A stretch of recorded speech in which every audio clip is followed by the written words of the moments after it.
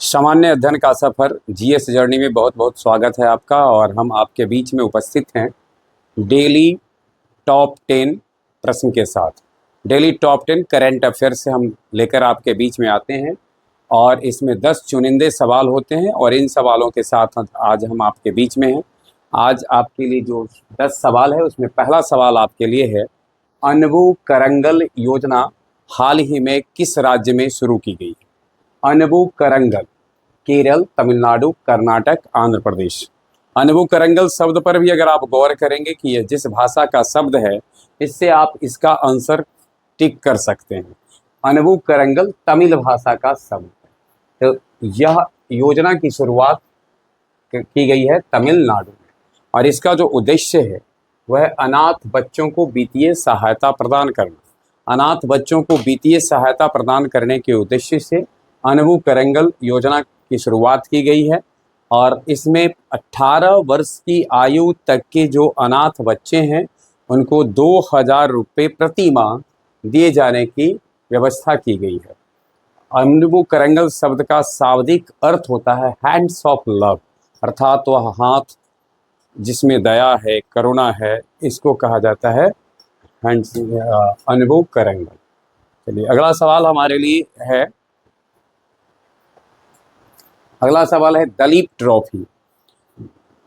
भारत में जो घरेलू क्रिकेट है उसमें Deoghar trophy, Ranji trophy, Dilip trophy जैसे घरेलू स्पर्धाएं हैं और ये पहले यही सब वो स्पर्धाएं थी जिससे कि राष्ट्रीय स्तर की टीम में चयन होता था। हालांकि अब एक आईपीएल का दौर आया जिससे कि थोड़ा सा इसका क्रेज घटा है, तथापि अभी भी जो इन स्पर्धाओं को जो खिलाड़ी खेलते हैं उनके ही संभावना ज़्यादातर रहती है राष्ट्रीय खेलों में चयनित होने की।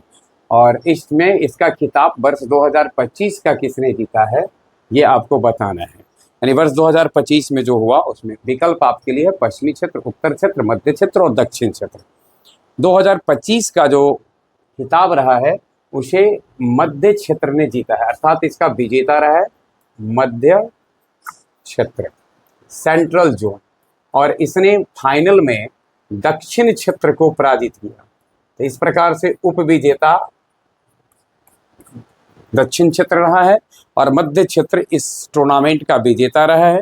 एक नज़र अगर इस टूर्नामेंट पर हम डालेंगे तो 28 अगस्त से 15 सितंबर के बीच में दिलीप ट्रॉफी खेला गया और यह इस टूर्नामेंट के जो प्लेयर ऑफ द सीरीज, किसी श्रृंखला के जो खिलाड़ी होते हैं, श्रृंखला के सर्वश्रेष्ठ खिलाड़ी सारांश जैन हैं।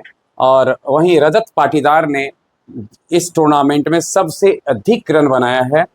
सारांश जैन को मोस्ट विकेट के लिए भी चुना गया, यानी 16 विकेट इस टूर्नामेंट में इन्होंने अपने लिए लिया। और दोनों ही सेंट्रल जोन अर्थात कि मध्य क्षेत्र, मध्य सेंट्रल जोन कहने का अभिप्राय है केंद्रीय क्षेत्र अर्थात मध्य क्षेत्र से ही संबंध रखते हैं।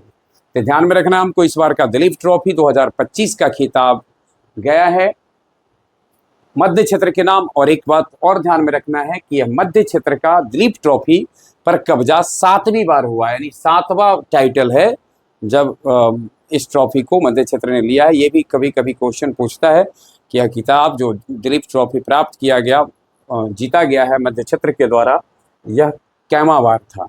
तो 7वीं बार उसने इस ट्रॉफी पे कब्जा किया है। अगला सवाल आपके लिए है, फ्रंटियर 50 इनिशिएटिव यानी फ्रंटियर 50 जो पहल है इसकी शुरुआत किसके द्वारा की गई है, यानी किसने इसे लॉन्च किया है? फ्रंटियर 50 इनिशिएटिव को लॉन्च करने वाला शिक्षा मंत्रालय, नीति आयोग, वित्त मंत्रालय और स्वास्थ्य मंत्रालय। इसमें से सही आंसर है नीति आयोग। नीति आयोग के द्वारा यह लॉन्च किया गया है फ्रंटियर 50 इनिशिएटिव। एक नज़र डालते हैं हम नीति आयोग पर। जैसा कि हम लोग जानते होंगे कि आज़ादी के बाद भारत को कैसे विकसित किया जाए, कैसे जो उसकी समस्या है थी, चुनौती थी, उसको कैसे उसे पार किया जाए, इसको ध्यान में रखते हुए योजना आयोग का गठन किया गया था। और उसके बाद वर्ष 2015 के जनवरी महीने की पहली तारीख से योजना आयोग के बदले नीति आयोग की शुरुआत की गई। तत्काल उस समय जो एनडीए की सरकार बनी थी 2014 में, उस सरकार के द्वारा यह पहल, मतलब यह एक संस्था सामने आई। वर्तमान में अगर हम इस पर नज़र डालेंगे तो इसके CEO chief executive officer BVR Subrahmanyam है। और जहाँ तक बात इसके अध्यक्ष की होती है तो प्रधानमंत्री इसके अध्यक्ष होते हैं, प्रधानमंत्री इसके अध्यक्ष होते हैं और इसके उपाध्यक्ष वर्तमान में सुमन बेरी है। मुख्यालय इसका नई दिल्ली है। गौरतलब हो जो इससे पूर्व जिसके ऊपर यानी जिसके बदले में इस संस्था को लाया गया योजना आयोग, उसके भी जो प्रधान होते थे, अध्यक्ष होते थे, प्रधानमंत्री होते थे, अर्थात इसके अध्यक्ष पदेन सदस्य होते हैं यानी, और वह प्रधानमंत्री के पद पर जो व्यक्ति होते हैं वो इसके अध्यक्ष होते हैं। अगला सवाल हमारे लिए स्क्रीन पर है, किस राज्य सरकार ने सेवा पर्व के लिए कई अभियान शुरू किए हैं? सेवा पर्व के लिए कई अभियान शुरू करने वाले राज्य हैं हरियाणा, उत्तर प्रदेश, मध्य प्रदेश, राजस्थान। आपको बताना है इसमें से किसने इसको शुरू किया है। सही उत्तर है उत्तर प्रदेश। उत्तर प्रदेश सरकार ने, उत्तर प्रदेश सरकार के CM आदित्यनाथ योगी ने इसके लिए जो शुरुआत किया है, इसमें 1 सितंबर से इन्होंने इसको शुरू किया और इस अवसर पर पेड़ पौधे लगाना और स्वच्छता को बढ़ावा देना ये मूल उद्देश्य है। और इस दौरान 15 लाख पौधे लगाने का अभियान शुरू किया गया है। इसकी शुरुआत 1 सितंबर 2025 से हुई। अगला सवाल है, हाल ही में विश्व बांस दिवस कब मनाया गया है? विश्व बांस दिवस मनाया जाता है सितंबर महीने में ही, और सितंबर महीने की 18 तारीख को विश्व बांस दिवस मनाया जाता है। तो आप इस पूरे पर अगर आप गौर करेंगे तो 15 सितंबर इंजीनियर्स डे, 16 सितंबर ओजोन डे, और 17 सितंबर देखिए विश्व रोगी सुरक्षा दिवस, और 18 सितंबर विश्व बांस दिवस। और उससे पहले अगर एक दिन और चले जाएंगे 14 सितंबर का तो राष्ट्रीय हिंदी दिवस था। एक बार फिर से 14 सितंबर राष्ट्रीय हिंदी दिवस, 15 सितंबर भारतीय इंजीनियर्स अभियंता दिवस है, जिसके संदर्भ में कहा गया था मोक्षगुंडम विश्वेश्वरैया का जन्म दिवस भी है। और 16 सितंबर को ओजोन सुरक्षा दिवस है, ओजोन परत सुरक्षा दिवस है मनाया जाता है। और 17 सितंबर को मनाया गया विश्व रोगी सुरक्षा दिवस। भारत के दृष्टिकोण से विश्वकर्मा पूजा के साथ साथ भारत के वर्तमान प्रधानमंत्री का जन्म दिवस भी है। और 18 सितंबर को विश्व बांस दिवस मनाया गया। छठा सवाल आपके लिए स्क्रीन पर है, हाल ही में किसके द्वारा एक पुस्तक है डेमोग्राफी रिप्रेजेंटेशन डेलिमिटेशंस पुस्तक का विमोचन किसके द्वारा किया गया था? तो इसका सही आंसर राम माधव रवि के मिश्रा, जगदीश शुक्ला और सुरेश शुक्ला में से रवि के मिश्रा के द्वारा इसका विमोचन किया गया है।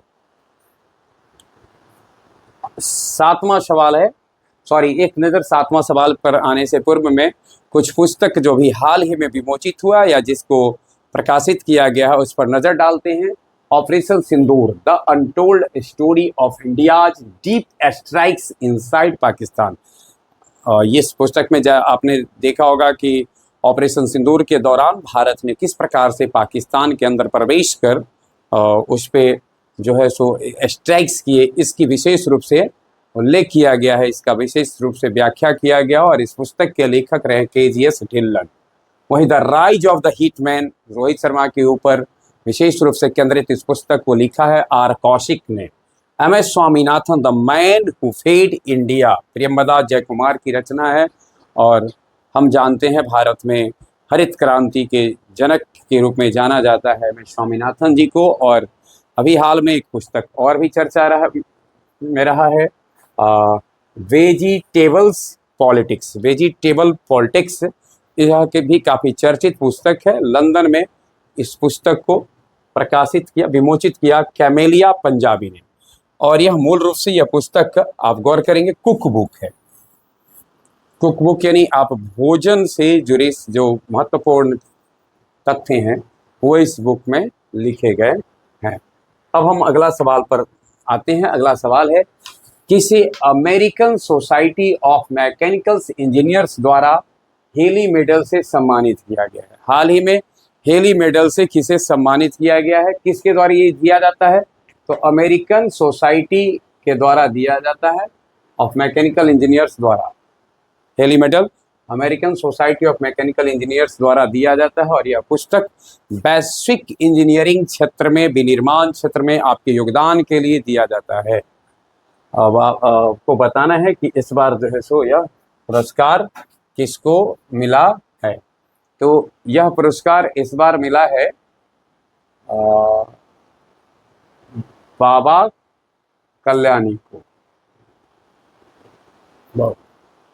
बाबा कल्याणी को यह पुरस्कार मिला है। अगला सवाल है, किस देश ने तियानलोंग 3, हाल ही में किस देश ने तियानलोंग 3 रीयूजेबल रॉकेट का सफल परीक्षण किया है? रीयूजेबल रॉकेट का सफल परीक्षण करने वाला कौन है? तो सही आंसर इसका है चीन।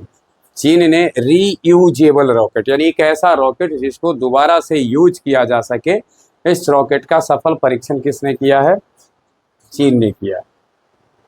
एक नजर अगर हम चीन पर डालेंगे, राजधानी इसकी बीजिंग है, मुद्रा इसकी रेनमिनबी है और राष्ट्रपति सी जिनपिंग है।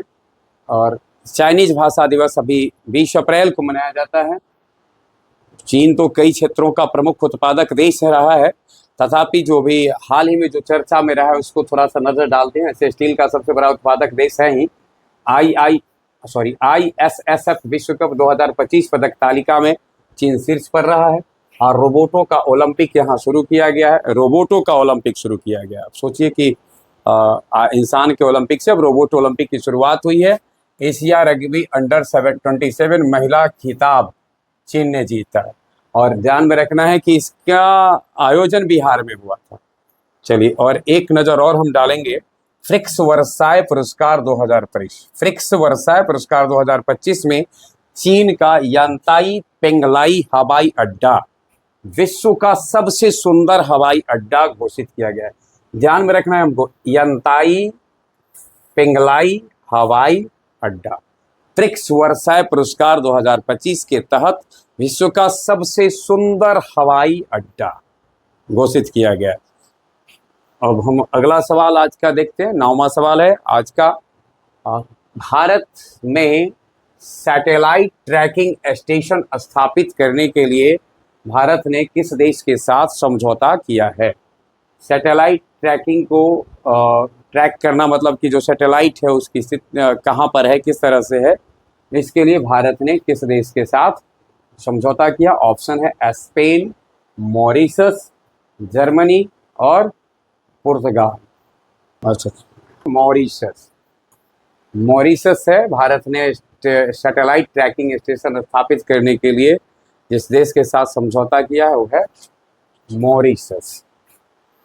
और मॉरिशस पर एक नज़र हम डालते हैं। मॉरिशस की राजधानी पोर्ट लुइस है और इसको स्वतंत्रता 12 मार्च 1968 को ब्रिटेन से मिली थी। डॉक्टर नवीन राम गुलाम इसके प्रधानमंत्री हैं और इसकी मुद्रा है मॉरिशस रुपया। मॉर रुपया 10 मिनट की मॉरिशस रुपया इसका मुद्रा है। और आखिरी सवाल है हमारे लिए स्क्रीन पे, हाल ही में प्रधानमंत्री मोदी ने किस राज्य के घर में पीएम मित्र पार्क का उद्घाटन किया है? पीएम मित्र पार्क का उद्घाटन किया है मध्य प्रदेश में। मध्य प्रदेश में किया गया है पीएम मित्र पार्क। मध्य प्रदेश पर अगर हम एक नज़र डालेंगे, राजधानी इसकी भोपाल है और वर्तमान में इसके मुख्यमंत्री डॉक्टर मोहन यादव है। राज्यपाल इसके मंगू भाई सी पटेल हैं और विधानसभा के इसके 230 सदस्य हैं। वहीं राज्यसभा में 11 सदस्य हैं, लोकसभा के 29 सदस्य हैं। और मध्य प्रदेश CISF में पहली कमांडो इकाई शुरू की गई है। मध्य प्रदेश में CISF की पहली कमांडो इकाई शुरू की गई है। संपन्न खेलो इंडिया जल खेल महोत्सव में मध्य प्रदेश शीर्ष पर रहा है, यानी संपन्न खेलो इंडिया जल खेल महोत्सव में मध्य प्रदेश शीर्ष पर रहा है। अभी ये मूल रूप से समझना है खेलो इंडिया जल खेल महोत्सव में। तो इस प्रकार से ये हमारा आज के टॉप 10 सवाल थे। इसी तरीके से हम आपके बीच में 10 प्रश्नों के साथ उपस्थित होते रहेंगे। तब तक के लिए धन्यवाद। फोन आ रहा था जिससे हमारा